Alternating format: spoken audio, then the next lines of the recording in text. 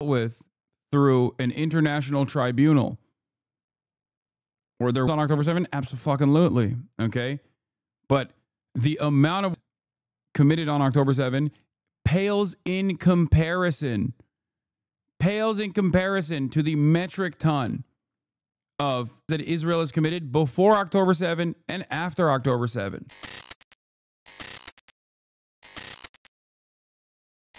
Well, let's just start with Iran or Iran. People say it differently, but do you think what's going on?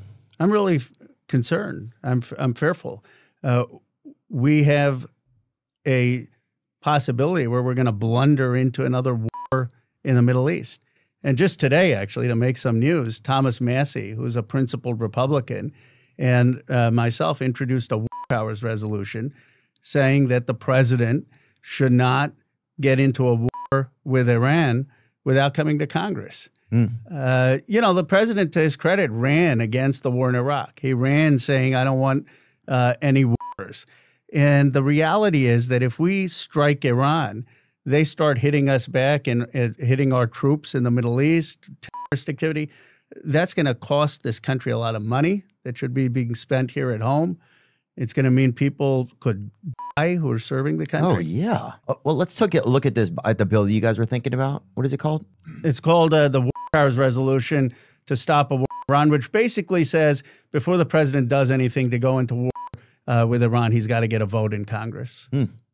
And how long does that take, though, like usually to get a vote in Congress? Like, is there a certain period of time? Like, can they do it in 24 hours? It takes weeks or what? They could. It's the decision of the Speaker of the House to when he can bring it. He has to bring it within 15 days. But what we want is today. But by the way, you know, there are a lot of Trump supporters who are telling him, don't go into this war. Tucker Carlson, Marjorie Taylor Greene. Oh, Dave Smith was talking about it. He's he's a comedian who also talks a lot about politics, you know? I think this is a horrible idea, you know? And yeah, people say, well, you don't know a ton about the Middle East. I'm like, that's fine. I don't want people I know, my friends, getting called up. I don't want the children of my friends getting called over to die.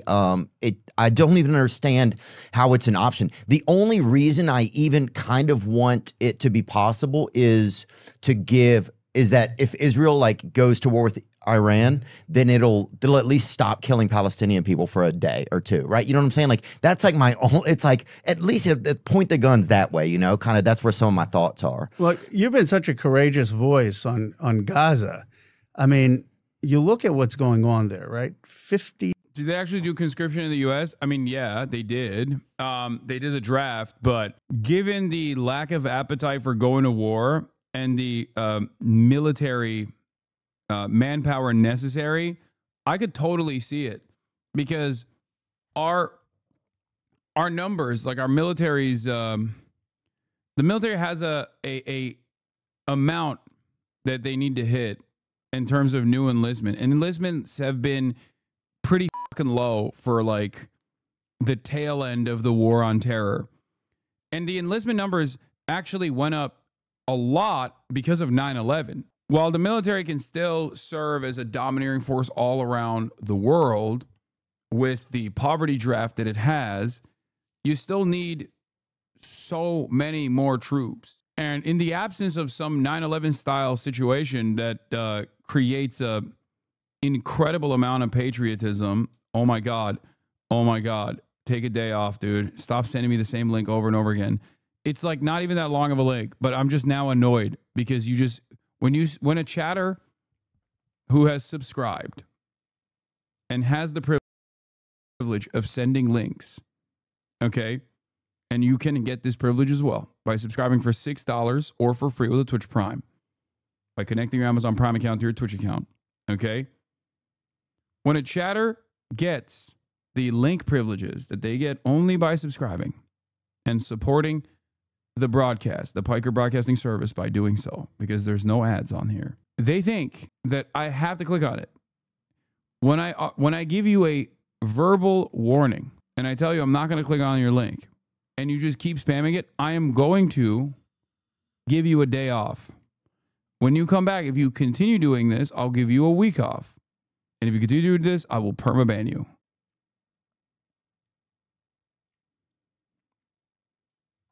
Please stop. CRR, thank you for the 5 get the subs. 5,000 people killed.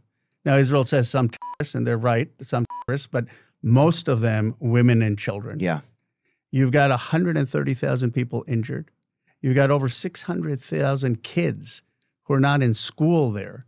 You've got the entire population of Gaza being forced into Terrorists. a corner. I want people to understand. My expectation is never that like an American politician is going to be honest about this, but if they were, they wouldn't call the members of the spontaneous militia within the Palestinian resistance that is fighting against an illegal belligerent occupier encroaching on their limited amount of sovereignty and human rights as terrorists. Hamas and the entire Palestinian resistance that is currently actively fighting against Israel's campaign are 1,000,000% within their legal right to defend themselves under international human rights. Israel, on the other hand, is illegally bombing Gaza as a belligerent occupier of Gaza while simultaneously starving Gaza. They are the southern corner of Gaza. And then you've got over 400,000 people who are starving, who don't have enough food to live a decent life. Yeah, and the saddest part I feel like is you see this and you're like, somebody should come help them. That's my first thought a lot of times. And then the saddest thought for me after that is we should come help. Like, it feels like America is the group that would go to help that situation usually. We're the good guys, right? I mean, we were the good guys in World War II. We saved the world from Nazism. We were the good. This guy said that doesn't stop them from being terrorists too. No, it actually does. Just because they didn't start it doesn't take away from what they've done in the past. No, it quite literally does. It quite literally does. You're actually completely wrong about this. Okay? During October 7, dealt with through an international tribunal. Were there on October 7? Absolutely. Okay? But the amount of committed on October 7 pales in comparison to the metric ton of that Israel has committed before October 7 and after October 7. Don't get reset after a certain period. No, you're misunderstanding what I'm saying.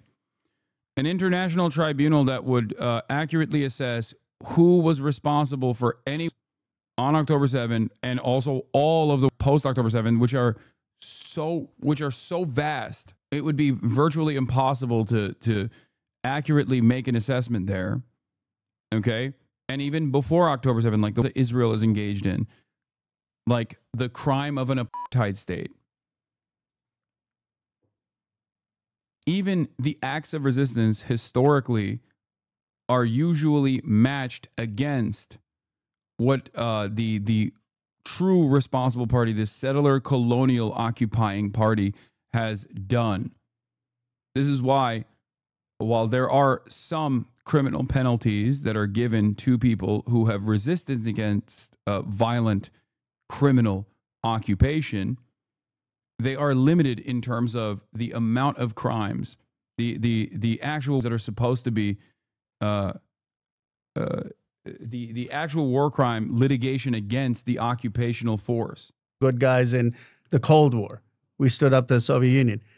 People want to think that we are the good guys. Why are we helping Netanyahu in the killing of children, women, and so many Palestinian civilians? Now, look, Israel was hard hit October 7th. I'm sure, like Matt, that was horrific, the October 7th attack. Oh, yeah. And neither of us have any sympathy for Hamas. They're a terrorist group. But what happened is I supported initially Israel saying, go get those terrorists who committed those horrific attacks on October 7th. But within 3 months, they had destroyed a lot of Hamas. What now is happening, over 2 years later, they're still going and bombing. And they're bombing because Ben-Gvir and Smotrich, two of the people in Netanyahu's cabinet, are saying, don't stop the war, even though they know that they can't. God, this assessment is so juvenile. And I can't believe this is like one of the most like radical positions that a sitting congressperson could take right now. It's crazy. It's like, oh yeah, it's Bezalel Smotrich and Itamar Ben-Gvir that's really pushing Netanyahu to punish Gaza. Oof. Yeah, that's the reason. You can't bomb and eradicate Hamas. They haven't been able to do it. And what's the only thing that's happening is that civilians are getting killed, and Israel actually is becoming less popular in that region. I mean, I was in Saudi Arabia and Jordan. They're losing support. Yeah. So Why is Netanyahu trying to drag us into it? What do you think that relationship is like between him and Donald Trump? So I think Donald Trump actually initially stood up to Netanyahu because he wanted to bring this war to a close.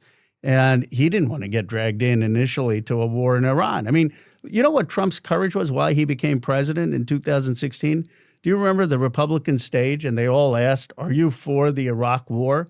And Jeb Bush, who was George Bush's brother, wasn't willing to say that his brother made a mistake. Oh, yeah, he's a little oil bunny. You know, and Donald Trump, to his credit, stood up on a Republican stage and said the Iraq war was a disaster. I think that's how he became president. And he ran saying, I want to be a president who ends these wars. I really believe that's what he thought at the time. Oh, well, sure. Well, I think recently, you know, how we're doing okay without the notes so far, huh? You're doing great. Okay, thanks. I wish people had more common sense like you than the people who are making this foreign policy establishment. Actually, my recommendation is that before Donald Trump makes a decision, he needs to have a conversation with you. Oh, God. No, well, to remind him, because I watched your actually clip with him during the presidential campaign, and I said, you made him the most human that I've actually seen him. I mean, your conversation with him about his brother and alcoholism, and then he asks you, what was it like for you to have cocaine and your addiction? And I thought,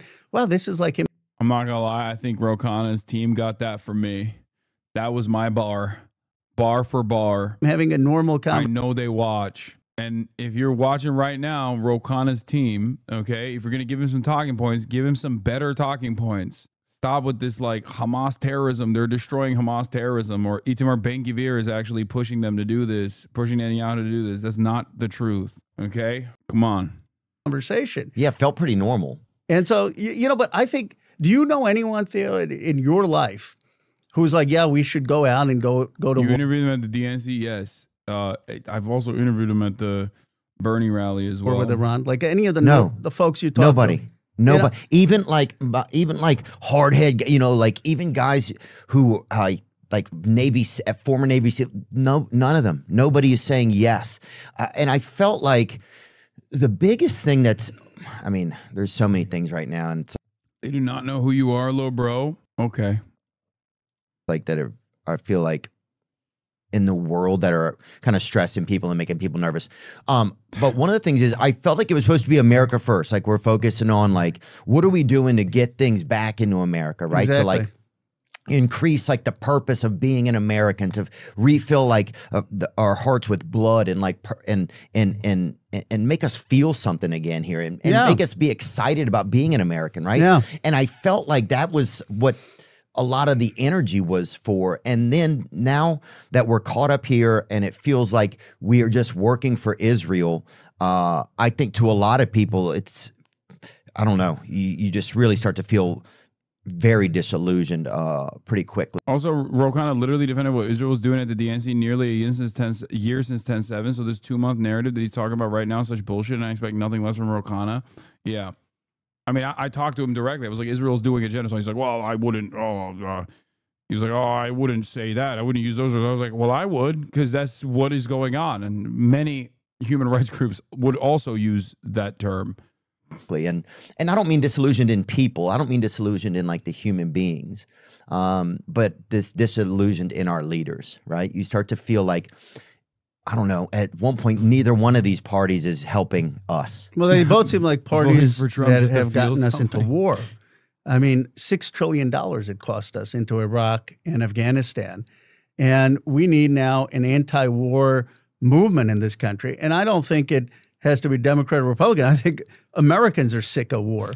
And thank you, man, for talking about this stuff with me, man. It No, even I mean- helps us. Like, one thing I noticed, even we spoke on the phone the other night, man, and it just like, after I got on the phone with you, I felt a little better. I was like, at least I have somebody to talk about this with. Dude, yesterday I'm leaving this restaurant and a guy comes up to me. He's missing a tooth, or he was missing one. And he was like, hey man, thanks for speaking up about Palestine stuff. And I said, well, honestly, I don't know a ton about it. It's just kind of how I feel. And he goes, well, I think a lot of people are just afraid to speak up. They're afraid if they speak against Israel that they're going to be labeled an anti-Semite. And I was like, oh, no. I said, I understand that, but I think that's just a verbal trap. You know, I said, you can have, I have tons of Jewish friends that I talk to every day, and I don't think what Netanyahu is doing is good. But anyway, don't undersell yourself. You have more common sense and your values than 90% of the foreign policy blob that has gotten us into all these wars and that has compromised our humanity. There's a reason the founders wanted Congress to be making decisions about war and peace. They trusted the American people, right? Like the kings of the past, when the founders were there, they would just do wars for their own glory. And the American people the founders were really suspicious of that. And so they said, you know what? We actually trust the farmers and the people in factories and ordinary Americans not to get us into all this stuff. And they trusted people like you, Theo. And the problem is that your voice has gotten out of Washington and not central to it. But now we've got all these podcasts and they can't ignore you. So good for you to try to take back citizen voices. That's what